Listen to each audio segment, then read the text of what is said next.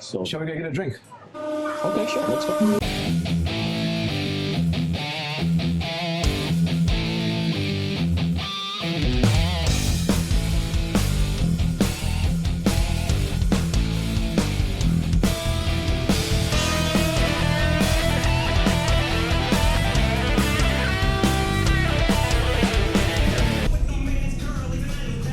Call. What up? We're in Shanghai. Is this Eminem playing? That's Eminem playing. We're listening to Eminem Yes. in Shanghai. Welcome to socialism with Chinese characters. Communism, dude, get it right. That's right, sorry. Now we're much more in the shot. Look at that. There. Oh, that's much better. Dude, look how weird that manga is. That's a Korean Shinchang, man. It's so creepy. It's funny actually. I would recommend it. Coming into this bar made me realize that we're listening to Western music. Yes. And then So a that- Japanese anime playing in the But that- background. Feeds into what you were saying earlier about the censorship not necessarily being about trying to stop Western influence. Exactly. It's never about necessarily stopping the Western influence. It's trying to stop the Western political influence. It's not about stopping Western cultural influence. I think that's the difference. Because I don't think they're really worried about, say, like somehow corruption of the Western culture. Because I mean, the Chinese culture is pretty strong. They don't really need to worry about somehow it's gonna fall prey to the Western corrupting influence. But if Chinese culture is pretty strong, then it implies that the Chinese government is not, if they're worried about protests and uprisings and color revolutions. They have to worry about that because they see what happened around them. Especially, you have to remember, this generation of Chinese leaders, they grew up around, they witnessed the collapse of Soviet Union. They saw the collapse of all the Eastern Bloc, right? And they count themselves as lucky that China didn't go down the same path.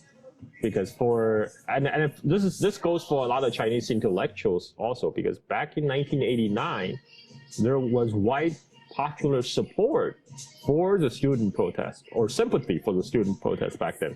But then a few years later, a lot of people saw what actually happened in the post-Soviet collapse Russia. And people thought, holy crap, we're glad China didn't go down that same path, because what they saw was shock therapy. They saw, the Russian life expectancy get dropped. Like even though it lost no war, Soviet Union didn't lose any real war. It just lost the Cold War. Yeah. But they went through a catastrophe, a society collapse that didn't really come back until Putin became the president. And so when a lot of Chinese people saw that, they're like, we dodge a bullet there. And so that they worried that China will be subverted the same way using color revolution, regime change operations by especially United States weaponizing the American social media platform. Like Facebook, and we saw that with the American election. Who was it now? That group that used Facebook to try and swing American vote. But Jerm, yes, we all know that's the Russian and Chinese operation. Absolutely, it was Russia all the way. Russian and Chinese operation. Yeah, Russia interfered. Yeah. Cambridge Analytica. Yeah. Oh, right. So, I mean, that was a big thing, and I think Zuckerberg was hauled in front of Congress. Yeah. The whole thing, right? So that doesn't happen in China because nobody votes. I am a fan of not voting, by the way. I never voted. I'm giving you straight. I have been a U.S. citizen for decades. I was eligible to vote for the Bush, not the Bush-Gore election. That's when I became eligible. Oh, really? Yeah, I did not vote. I did not vote that election. I did not vote any election after that. All these quote-unquote terrorist attacks, occurring on American soil, but that doesn't happen in China. Well, there terrorist attack. I mean, there were terrorist attacks in China. You just didn't hear about it. There were terrorist attacks in When last? So that was around 2014, 2015-ish. That's when there was a spate of terrorist attacks in Tiananmen Square, of all places. There was a car, Really? Uyghur terrorists. They drove a car plowing through the crowds in Tiananmen Square. So you never even hear about that. But who triggered that? Where did it come from? Well, this is a little bit long topic. You know, this goes back to 2008 Urumqi riot. Urumqi being the capital of Xinjiang Autonomous Region, and like again, that 2008 Urumqi riot, Chinese government suspect it was sparked by Uyghur diaspora groups using Facebook to spread disinformation, to incite people to protest in the Xinjiang capital Urumqi, and that protest got out of control, and then it turned into a race riot, an ethnic riot. People start, singling out anyone who is not Uyghur, but particularly who's ethnic Han, for attack. 200 people were killed. 2,000 people were injured. Gee. And this is in a place without guns. This was done with knives. It was knives and sticks. And this was that led to the security crackdown in Xinjiang. And that also led to Facebook, Twitter, YouTube getting banned from China. So that's when the Western social media that's when the Great Firewall came up. And you know what? Yeah. Now that I think about it, earlier when I said that it was about preserving Chinese culture, if it were about that, then it wouldn't have been free access before 2008. True. Yeah, true. And if it's about that, we wouldn't be listening to Western music here in Shanghai in 2025. And openly using VPNs and other ways around. Yeah. I mean, because this does not present a threat. Chinese government doesn't think Western culture or music influence is a threat. Yeah. Right? This is okay. This is just pop culture. And in any event, Chinese pop culture is huge anyway. It is getting its own. Especially, I think everything comes from economic foundation. Once Chinese economy start to grow too strong, the Chinese pop culture itself start to grow. It might have some Western influence, but it start to incorporating into making its own thing. I think that's what happened. Yeah. All right. So, yes, the thing that I think I'm struggling to wrap my head around. Okay. So intrinsically, I'm opposed to governments. Okay. Intrinsically, right? Okay. It's my sort of libertarian, anarchist backstory. Yeah. But having said that, I don't classify myself as any of those things because they're just labels and they don't mean anything. Sure. I just don't like the idea of illegitimate authority. Okay. However, I do live in a society back home that is exceptionally violent and everything's broken and very little works. And in many ways, it's a good thing because it forces people to become self-reliant and independent. I now have a child. I see where you're going with this. And once you have a child and you have now a full, complete family, your outlook changes. Of course. Entirely. Yeah. I have two kids. Yeah. So I understand what you're saying. So now it's no longer about fighting for no government. Right. It's about fighting for your children's future. It's now about my family. Yeah.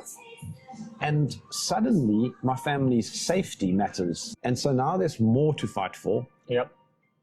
And then I think, so which hills am I willing to die on now? Okay. So am I willing to concede some government control so that I know that my child and my wife are safe? Right. Yeah, in Shanghai, it's safe, right? It's safe, yeah. So we can walk out in the street right now and say, we were riding bicycles over the street. Now in South Africa, at nighttime, anyway, it's dangerous. Yeah. It's very dangerous depending on where you are, but particularly in the city centers. It's like Johannesburg city center, no-go zone. And I'm now sitting with this tug of war when I'm balancing, okay, how much am I willing to concede? You know what I mean? So I understand where you're coming from. I will tell you from the other perspective. You know, I think a lot of youth, Chinese youth, they like what their government is doing in terms of pushing for progress of society. Yeah. But a lot of time, what they don't like is too much control, right? Like too much censorship. You know, sometimes they do enjoy when they go to Western outside of China. They do find a degree of freedom in terms of like they can almost say whatever they want. You know, they don't have to be worried about they're getting censored. Even though that is changing now in the West, because now there's more censorship on social media. You know, now the West is actually moving closer to China on that front. You know, my biggest gripe about China, personally, used to be censorship, like too much. Like I feel like they could loosen up a little bit. Yes. But even like a lot of the people in China, they might say, okay, yeah, we agree there might be too much censorship, but they think it's a necessary evil to kind of prevent the kind of the color revolution, regime change kind of sabotage that could come in with free flow of information. That's what those people are worried about.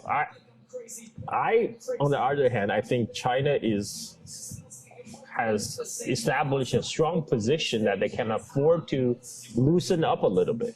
You know, I didn't say advocate completely dismantle the firewall or whatever. I just like, you know, open up a little bit, give it a little bit more leeway in like stuff like not just social media, but also like in film, in television and stuff. I'm fundamentally, I'm a Taoist. I like live and let live, right? It's not that I'm against all government control. I think, you know, there's a legit trade-off between security and there's a legit trade-off for giving up certain degree of control for safety. So that's what we have been talking about, right? I recognize that, but I also think government could afford a little bit more leeway. I do think that will happen once China grows stronger vis-a-vis the United States, because right now U.S. cultural hegemony is still quite strong all over the globe. You have to admit that. What is it though? I mean, what is American culture? By what I mean is, you saw what happened with Charlie Kirk. Yeah. You have European Parliament holding a moment of silence. Why? Exactly. Why? Like Charlie Kirk is not even American politicians, right? These people. This is a performance. The EU politicians are putting up performative. It's theater. Ass kissing, right? It's basically they know because Charlie Kirk is a friend of Trump, so it's their way of kissing Trump's ass. And of course, let's also not forget Netanyahu being the first to send his condolences before everyone else. I mean, let's not say anymore. Right. So there are limits on freedom of speech in the West. There are certain areas you cannot go. But I mean, speaking of that, I mean, one of the big criticisms that this country gets is mass surveillance. Palantir. Yeah. You know, I mean, Palantir is huge in the West. Yeah. I mean, they're literally surveying everything and everyone. Trump's Stargate bill is all about mass surveillance, using Starlink, using all the central databases in the US, but it's all about gathering personal data. Oh, of course. So when people point fingers at China saying, yeah, but look at all those cameras here in China, okay, sure, you might not see as many cameras in the States or in the UK, but they're watching you.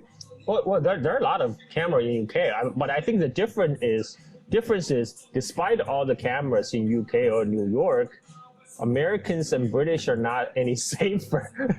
The cameras hasn't like really made it the public any safer. right? The whole point of the mass surveillance, at least the official line is, oh, this is for your safety. But that's not the case in New York. Or No, but I mean, America is still very violent. yeah, exactly. So China is exceptionally safe.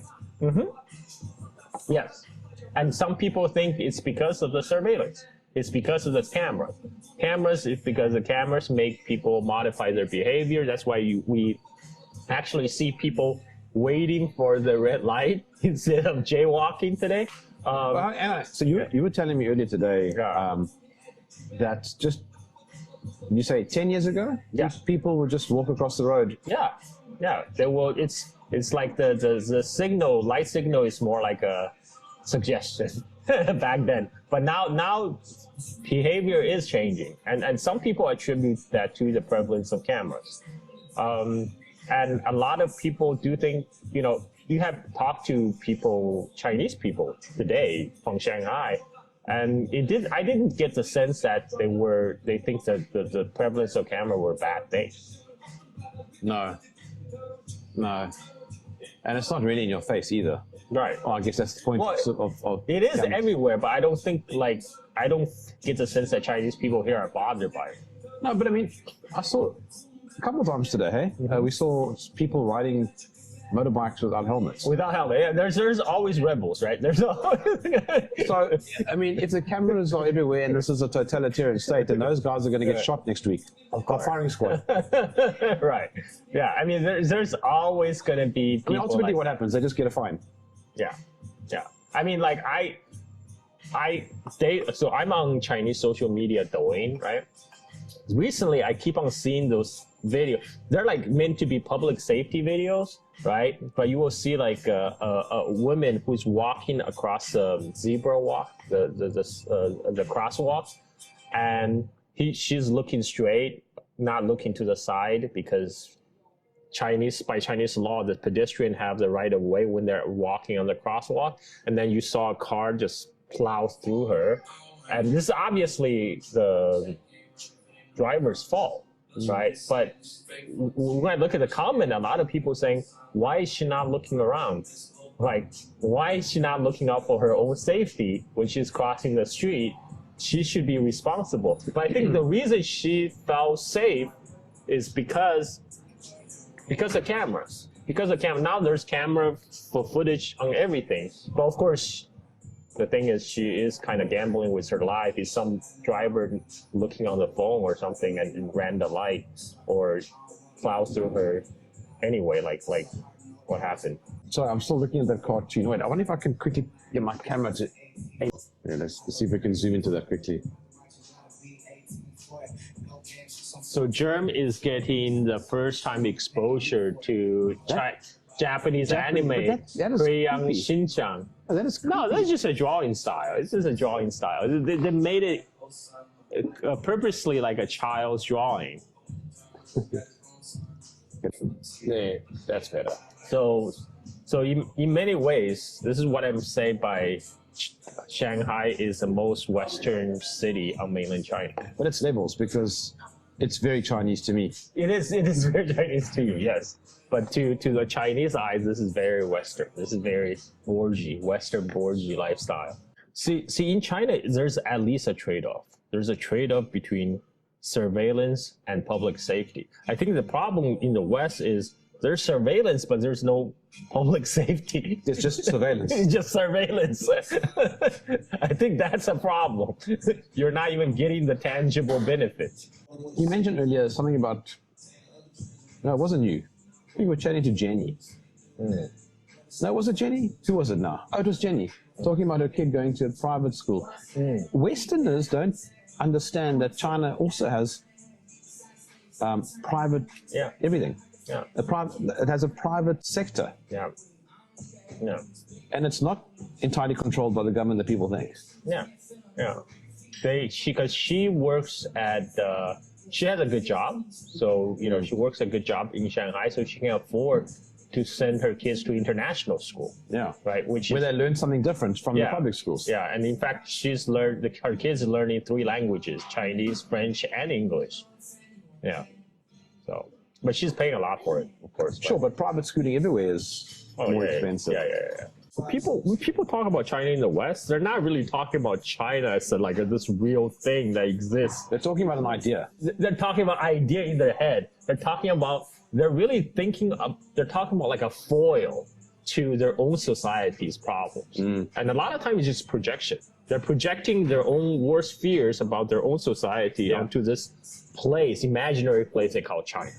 I mean, you can own property in China. That's the funniest thing. And there's a meme that people always forget. And I don't know where it is. Maybe you know more than I do. But there's a famous story of that house. The owner didn't want to move, so they built a road around his house. Yes. There's a name for it in Chinese. It's called nail house because they stick out like a nail. They're called nail houses. So if private property didn't exist, they would have just removed that house. Yeah, of course. And in fact, I experienced a cultural shock when I find out from my American colleagues back in 2000, there's something called eminent domain in US, which government can invoke eminent domain by taking away your property because they say, okay, we got to build this critical infrastructure like a bridge or road through your house, through your property. There is a weird Chinese law around property. And by the way, I think this applies across the world. I don't think it's only Chinese. But like in South Africa, and I think it's the same, you have your private property, but it only goes to a certain depth. Yes. The land is belongs to the state. And a certain height also above. Yeah, the land on which the house is built belongs to the state, but you can own the house. So that's, and also, supposedly, you can only own the house for like 70 years. Or 60 years, I think, isn't it? But nobody knows what happens after that. It hasn't happened yet. Because it hasn't happened yet. But in that meantime, when you own the house, you don't pay property tax. You do not pay an annual property tax. Damn communists. Yeah. So and most Chinese, they don't even pay income tax. Like the income tax only applies to Chinese people who make a lot of. So what you're saying, the average person around here doesn't pay income tax. They don't pay income tax. Yeah. But the reason for that is because Chinese government actually controls a lot of critical property, like they control the banks. They control the banks. And they control the energy sector. They control all the oil companies. So they can afford not to collect property tax or income tax because they all have all these assets already. And then also technically all the land belongs to the state. Technically, yeah. But they would need to, so then technically they would need to come in with some sort of machine to lift up the land underneath your house and lift it. So they do have the rules. So for example, the houses in the rural areas, the people who live on the farm, they can build houses on their own land, right? Yeah. But they're not allowed to sell those houses to people from the city. So what they don't want is rich people from the city, from Shanghai, for example, go like buy cheap land in the countryside from the farmers and then build mansions there, because they want the farmers, you know, if something happened, if like say COVID or whatever, they still have a place to return to on their home, on the farms. That's like their safety net. That's their safety net. So that's the houses on the farm, they can trade between the members of the village. They can buy and sell between members of the village, but they cannot be sold to the outsiders, anyone who's outside the village. That's a rule. But city dwellers, a lot of city dwellers who do want to live in the countryside to experience country life, they can sign long-term leases with the villagers. But you know, there's still kind of dispute when there's a problem. A lot of time the problem arises when like the villagers want to change terms, and then there's a problem arguing how the contract is going to be enforced. But because the fundamental problem is the city dweller, they cannot own property in the countryside. That's to protect the people from the countryside do not get bought out by rich people. So, I mean, how did China grow so rapidly? Well, I think China was fortuitous. It just so happened when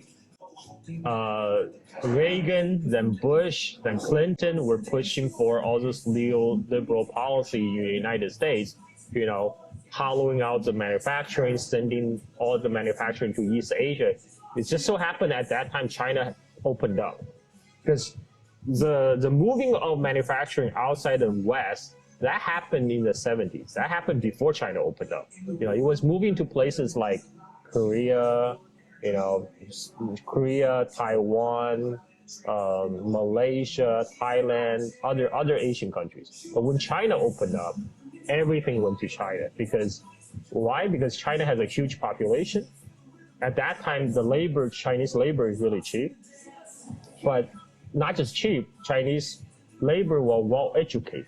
They're well educated. Most of the Chinese were literate, right? So it's easy to train them for more technical jobs, and they started.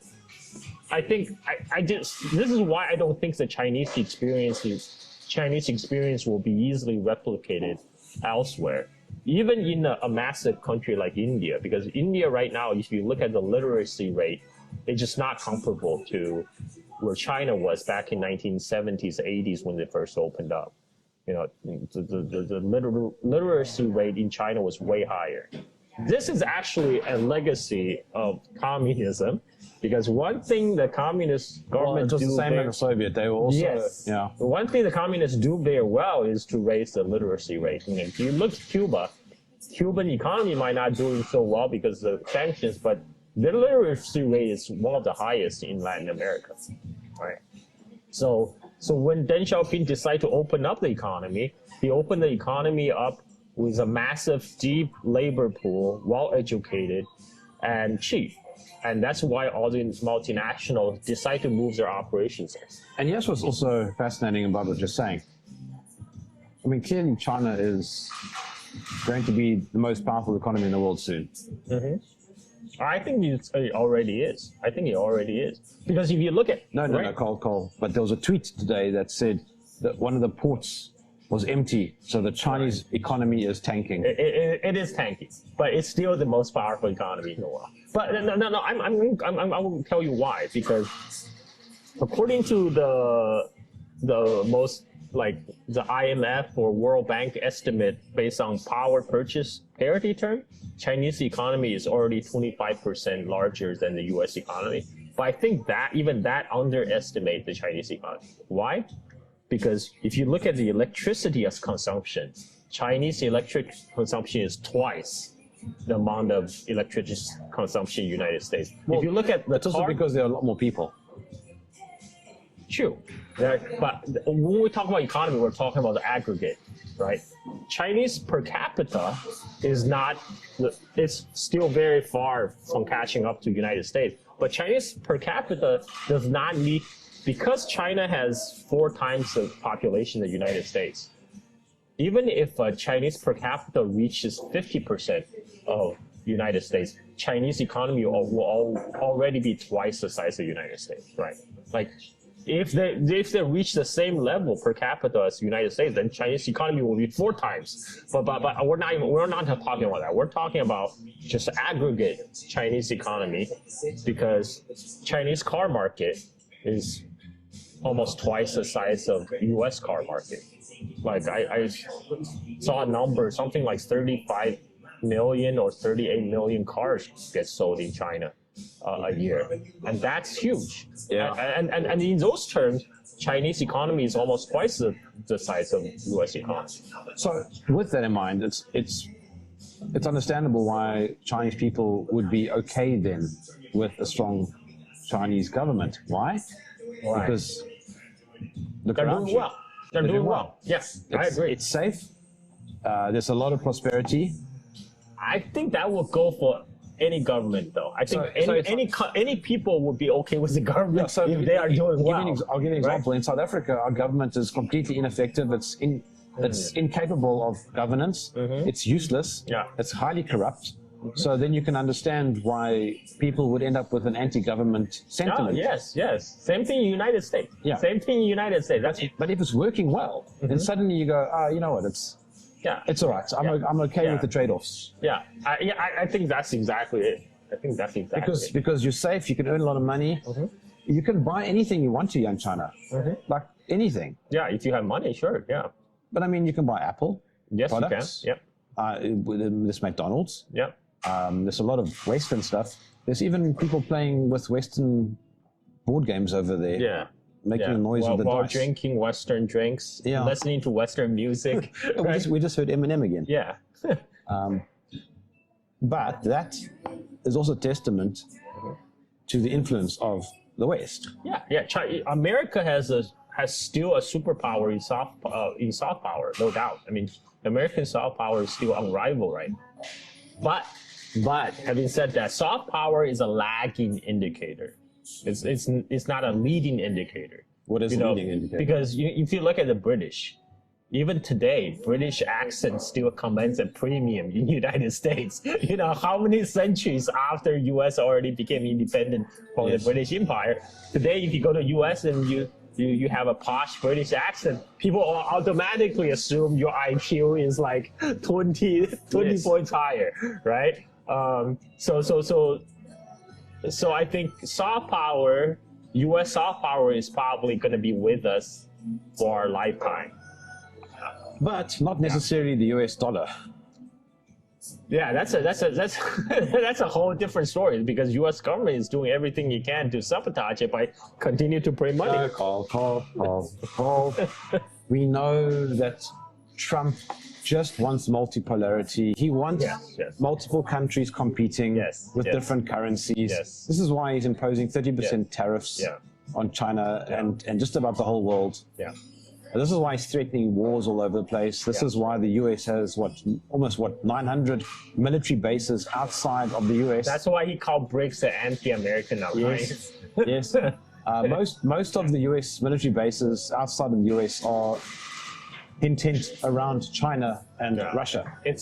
But you know what? Why they're there? They're there to protect the freedom of navigation. The freedom of navigation in South China Sea is a very important sea lane for China. Yes. So what U.S. Navy is actually doing is protecting the very important sea lanes for China from China. They're making China great again. Yes. Yes, that's what and then meanwhile, China has a grand total of 1 military base, I think, outside of in Djibouti, yeah. Yeah. Oh no, but hang on. It's not about the military bases either. It's not about it's about the fact that China is infiltrating via economics.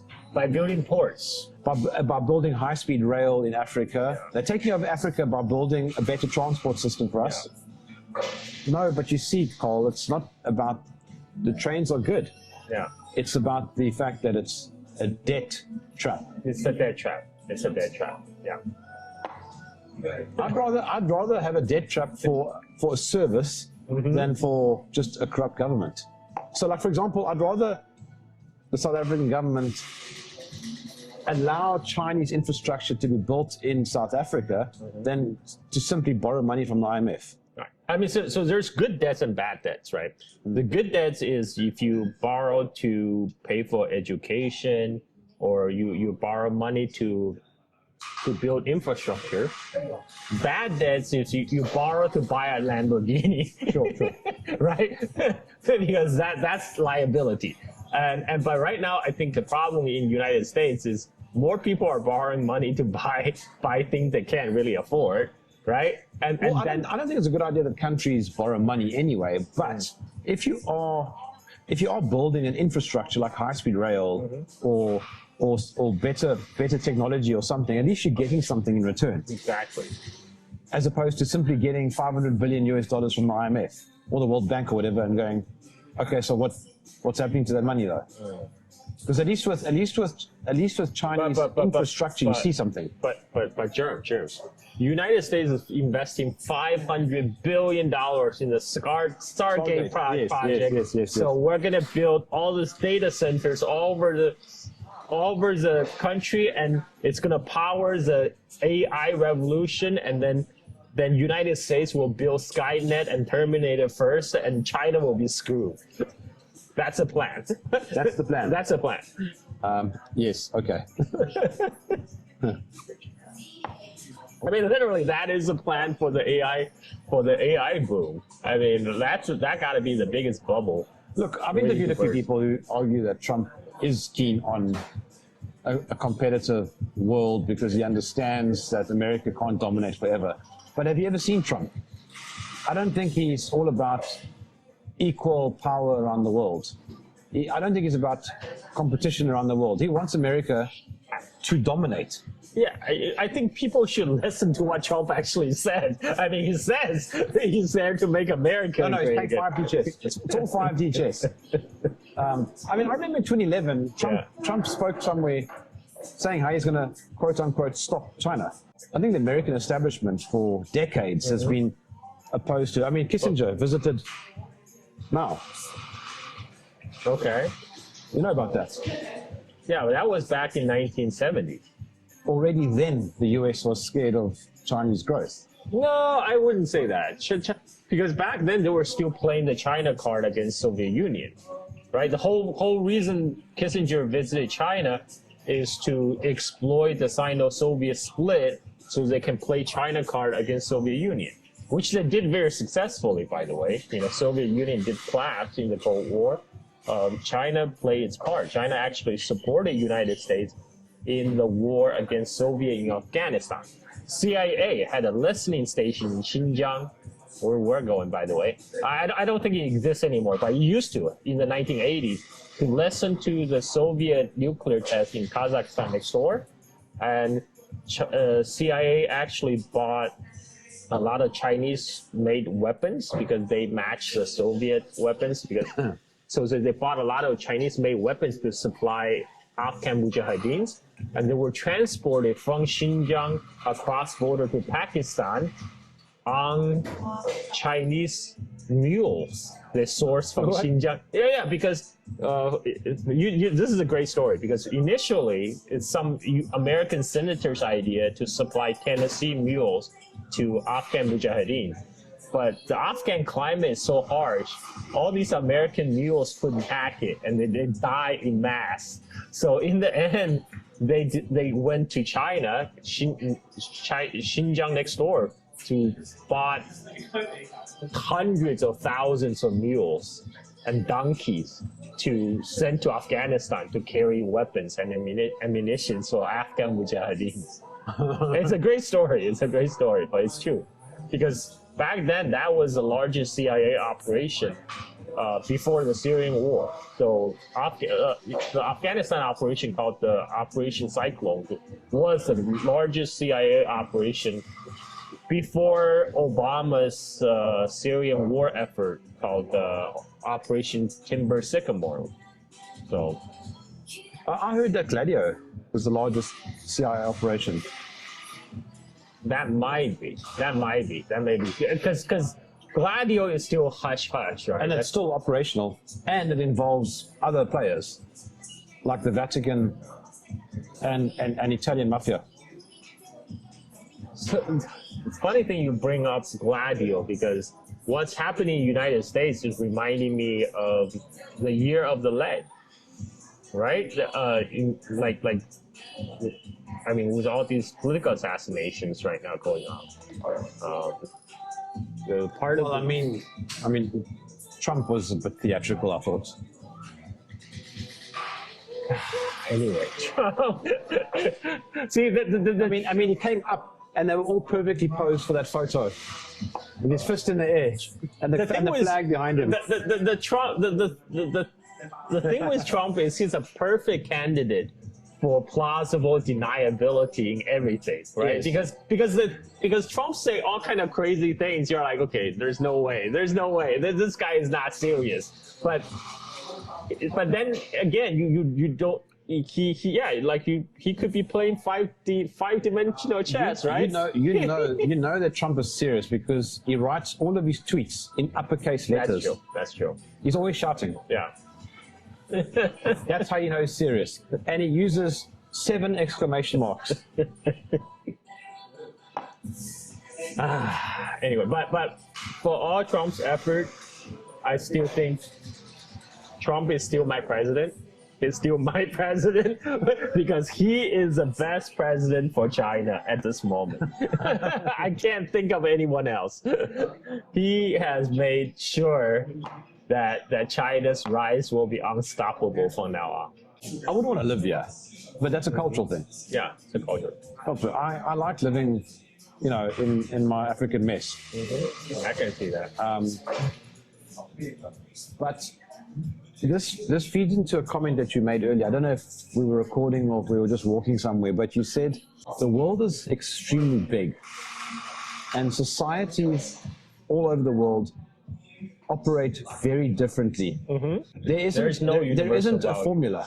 Yeah. So in other words, if something works well in Russia, it doesn't mean that it will translate to I don't know, the US. So, by the way, but you get what I'm saying. Yeah, this is actually what China had been saying for the longest time. They actually said Chinese model is not exportable model because Chinese model is uniquely suited to China's own circumstance, right? But the argument is that there's no, because at the same time, United States is trying to export what they call universal values to everyone else, including whatever is current, whatever is hot in United States, whatever social issue in US, they try to impose it to the rest of the world, right? But China's argument is like, hey, we're different, everyone is different, everyone should be allowed to pursue their own path of development. It's, there should be no one size fits all type of deal. So I think multipolarity, more closely match what China is describing of the world. The China's worldview is like the world is very complex. It's very like it's not. There's no. You can't just shape everyone, turning everyone into Americans, right? There's not like, I don't know if you remember the movie Full Metal Jacket. Yeah. When the sergeant says inside every group there's an American dying to get out. I think that's still the American mentality. I still think that's the American mentality today. But the Chinese way of saying it's like, look, no, there's no American inside, Yeah, and I think it's also important to realize that one size does not fit all. The country is doing very, very well. There's no doubt about it. So in other words, nuance matters here. And the other thing also that China is not this totalitarian hellhole, but it's also not utopia. It's its own country. It's a normal country. It's a normal country with its own unique set of problems and unique set of solutions. Yes. Yeah. It's got its own pros and cons. I wouldn't want to live here because I am very quote unquote controversial. So it doesn't. The system doesn't work. And as a political cartoonist, I wouldn't do very well here. Exactly. The excessive regulation. Yeah, me neither. I don't like it. Me neither. Which is why I wouldn't live here. But dude, it works. No, it is working. Yeah, it is working. Having said that, when you and I were riding bicycles today, I saw no regulation on those roads. Jeez, I thought I was gonna get knocked over. So I come from Indonesia, so that was nothing. I came from Bali, so Bali is a jungle. This is very nice. So what we saw on the Shanghai road, that was nothing. You're Chinese. Would you ever come back to China?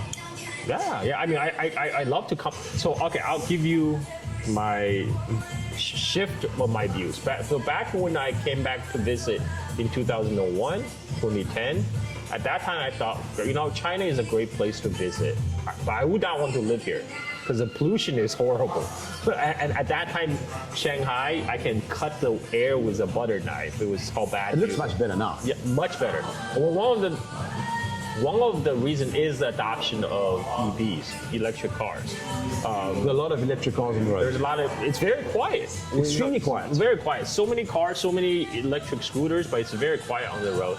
And it's cutting down the pollution. And so after I came back in 2019, I suddenly realized, wow, this country really cleaned up.